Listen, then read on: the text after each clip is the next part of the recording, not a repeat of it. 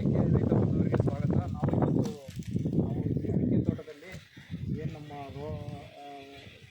ರೋಗದ ಬಾಧೆ ಆಗಲಿ ಅಥವಾ ಕೀಟದ ಬಾಧೆಗೆ ನಿರ್ವಹಣೆಗೆ ಒಂದು ಸಮಸ್ಯೆಯನ್ನು ಪೂರ ಪರಿಹಾರ ಮಾಡೋದಕ್ಕೋಸ್ಕರ ಈ ಒಂದು ಇದನ್ನು ನೋಡ್ತಾ ಇರ್ಬೋದು. ನಾವು ನಮ್ಮ ಇವ್ರ ಹತ್ರ ಇಟ್ಕೊಂಡಿರೋದು ಅದು ಥೈಮ್ಯಾಥ್ಯಾಕ್ಸಿಯಮ್ ಅಂತ ಬರುತ್ತೆ, ಪ್ಲಸ್ ಅದರಲ್ಲಿ ಕ್ಲೋರೋಥ್ರಿಪ್ರಿನಾಲ್ ಅಂತ ಇರುತ್ತೆ. ಅದನ್ನು ಒಂದು ಗಿಡಕ್ಕೆ 100 ಗ್ರಾಮ್ನ ಹಾಕಬೇಕಾಗುತ್ತೆ. ಅದನ್ನು ಹಾಕಿ ಏನಂದರೆ ಈ ಥರ ತೋಡಬೇಕಾಗುತ್ತೆ.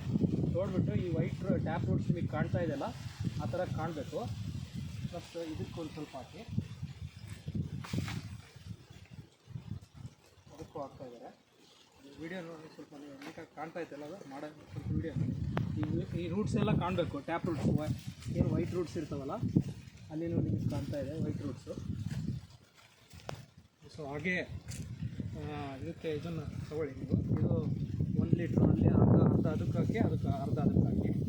ಇದು ರೋಕೋ ಏನಪ್ಪ ಅಂದರೆ ಥೈಫಿನೈಟ್ ಮಿಥೈಲ್ ಅಂತ ಹೇಳ್ಬಿಟ್ಟು 70% ವೆಟಬಲ್ ಪೌಡ್ರು, ಫಂಗಿಸೈಡ್. ಇದು ಪ್ರಿವೆಂಟಿವ್ ಹಾಗೂ ಕ್ಯೂರೇಟಿವ್ ಆಗಿ ವರ್ಕ್ ಮಾಡುತ್ತೆ. ಇವೆರಡನ್ನು ಹಾಕಿದ್ದಾದಮೇಲೆ ಇದನ್ನು ಮಣ್ಣು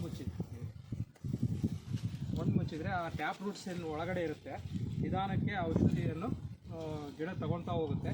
ಇದಕ್ಕೆಲ್ಲನೂ ಅಂದರೆ ಏನು ರೋಗ ಬರ್ತಾಯಿದೆ ಅಂದರೆ ನಮಗೆ ಕೊಳೆ ರೋಗದಾಗಿರ್ಬೋದು, ಅಥವಾ ಹಿಂಗಾರು ಒಣಗೋದಾಗಿರ್ಬೋದು, ಅಥವಾ ಬಡ್ರಾಟ್ ಅಂತ ಹೇಳ್ತೀವಿ, ಬಡ್ರಾಟು, ಕ್ರೌನ್ ರಾಟು, ಈ ಒಂದು ಡಿಸೀಸನ್ನು ನಾವು ಇದರಲ್ಲಿದ್ದೇನೆ ಪ್ರಿವೆಂಟ್ ಮಾಡ್ಕೋಬೋದು.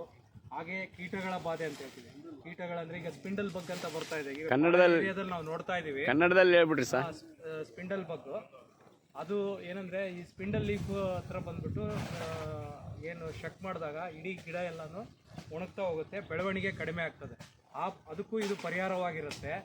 ಎರಡನೇದು ಬಂದು ಇನ್ಫ್ಲೋರೆಸೆನ್ಸ್ ಕ್ಯಾಟರ್ಪಿಲ್ಲರ್ ಅಂತ ಹೇಳ್ತೀವಿ. ಅಂದರೆ ಈ ಕ್ಯಾಟರ್ಪಿಲ್ಲರ್ ಬಂದು ಈ ಇನ್ಫ್ಲೋರೆಸೆನ್ಸಲ್ಲಿ ಬಂದು ಎಲ್ಲ ತಿಂದ್ಬಿಟ್ಟು ಎಕ್ಸ್ಕ್ರೀಟ ಎಲ್ಲ ಇದು ಮಾಡಿ ಬ್ಲ್ಯಾಕ್ ಕಲರ್ ಆಗಿ ಇದೆಲ್ಲ ಡ್ರೈ ಆಗೋ ಚಾನ್ಸಸ್ ಇರುತ್ತೆ. ಅದು ಕೂಡ ನಾವು ಕಂಟ್ರೋಲ್ ಮಾಡೋದಕ್ಕೆ ಅನುಕೂಲ ಆಗುತ್ತೆ. ಹಾಗೆ ರೂಟ್ ಕ್ರಬ್ಸ್ ಇರ್ಬೋದು, ಯಾವುದೇ ಥರದ ರೂಟ್ ಕ್ರಬ್ಸನ್ನು ಕೂಡ ಇದು ಕಂಟ್ರೋಲ್ ಮಾಡ್ಕೋಬೋದು. ಮೇಜರಾಗಿ ರೆಡ್ ಮೈಟ್ಸ್ ಬರುತ್ತೆ. ಈ ವೈಟ್ ಮೈಟ್ಸ್, ರೆಡ್ ಮೈಟ್ಸ್ ಕೂಡ ಸಂಪೂರ್ಣವಾಗಿ ನಿಯಂತ್ರಣ ಮಾಡ್ಕೊಳಕ್ಕೆ ಇದು ಅನುಕೂಲವಾಗುತ್ತೆ.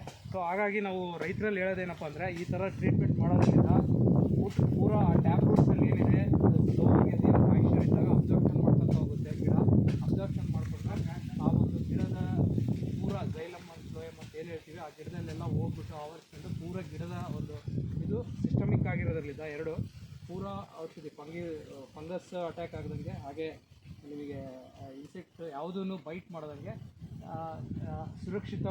ಸುರಕ್ಷಿತವಾಗಿರೋದಕ್ಕೆ ಇದನ್ನು ಅನುಕೂಲವಾಗುತ್ತೆ. ಹಾಗೆ ಎಲ್ಲ ಇನ್ನೊಂದು ಗಿಡದಲ್ಲಿ ಕೂಡ ನಾವು ಮಾಡ್ತಾಯಿದ್ದೀವಿ, ನೋಡ್ತಾ ಇರ್ಬೋದು. ಈ ಥರ ಟ್ರೀಟ್ಮೆಂಟ್ ಮಾಡಿಬಿಟ್ಟು ಬೇರುಗಳು ಬಂದಿದ್ದಾವೆ, ಆ ಬೇರುಗಳ ಇದಕ್ಕೆ ಈ ಔಷಧಿ ಏನಪ್ಪ ಅಂದರೆ ಥೈಮ್ಯಾಥ್ಯಾಕ್ಸಿಯಮ್ ಮತ್ತು ಕ್ಲೋರೋಥ್ರಿಪ್ರಿನಾಲ್ ಪ್ಲಸ್ ಥೈಫೋನೇಟ್ ಮಿಥೈಲ್, ಈ ಒಂದು ಫಂಗಿಸೈಡ್ ಎರಡನ್ನೂ ಹಾಕ್ಬಿಟ್ಟು ಆ ಥರ ಮಣ್ಣು ಮುಚ್ಚಿಬಿಟ್ರೆ ನಿಮಗೆ ಇದೇನಪ್ಪ ಅಂದರೆ ಶಾಶ್ವತವಾದ ಪರಿಹಾರವಾಗುತ್ತೆ. ಅಂದರೆ ನಿಮಗೆ ಯಾವುದೇ ರೋಗ ಆಗಲಿ ಕೀಟಗಳ ಬಾಧೆಯಿಂದ ನೀವು ಗಿಡಗಳನ್ನು ಕಂಟ್ರೋಲ್ ಮಾಡಿದರೆ ಮುಂದೆ ನಮಗೆ ಸಮಸ್ಯೆಗಳು ಬರ್ತವೆ, ಯಾವ ಭಾಳ ಸಮಸ್ಯೆಗಳು, ಆ ಸಮಸ್ಯೆಗಳನ್ನೆಲ್ಲ ನಿವಾರಣೆ ಮಾಡ್ಕೊಳ್ಳೋಕ್ಕೆ ಅನುಕೂಲ ಆಗುತ್ತೆ. ಹಾಗಾಗಿ ಹೆಚ್ಚಿಗೆ ನಾವು ಕೀಟ ಮತ್ತು ರೋಗಗಳ ನಿರ್ವಹಣೆ ಅತಿ ಮುಖ್ಯವಾಗಿರುತ್ತೆ. ಸೊ ರೈತರು ಇದನ್ನು ಎಲ್ಲರೂ ಪಾಲನೆ ಮಾಡೋದ್ರಲ್ಲಿದ್ದ ಹಿಂಗಾರು ಚೆನ್ನಾಗಿ ಇದು ಮಾಡಿಬಿಟ್ಟು ಹಿಂಗಾರು ಒಣಗ್ದಂಗೆ ಹೆಚ್ಚಿಗೆ ಸೆಟ್ಟಿಂಗ್ ಏನಂತ ಹೇಳ್ತೀವಿ, ಕಾಳುಗಳ ನಟ್ಸು ಹೆಚ್ಚಿಗೆ ಅಡಿಕೆಗೆ ಸೆಟ್ ಹಾಕ್ಬಿಟ್ಟು ಚೆನ್ನಾಗಿ ಬರೋದಕ್ಕೆ ಅನುಕೂಲವಾಗುತ್ತೆ. ಹಾಗಾಗಿ ನಾವು ಇದೊಂದು ಪ್ರಯೋಗ ಮಾಡಿದ್ದೇವೆ. ಇದರ ಒಂದು ರಿಸಲ್ಟ್ಸ್ ಮುಂದೆ ನೋಡ್ಬೋದು. ಸೊ ಧನ್ಯವಾದಗಳು.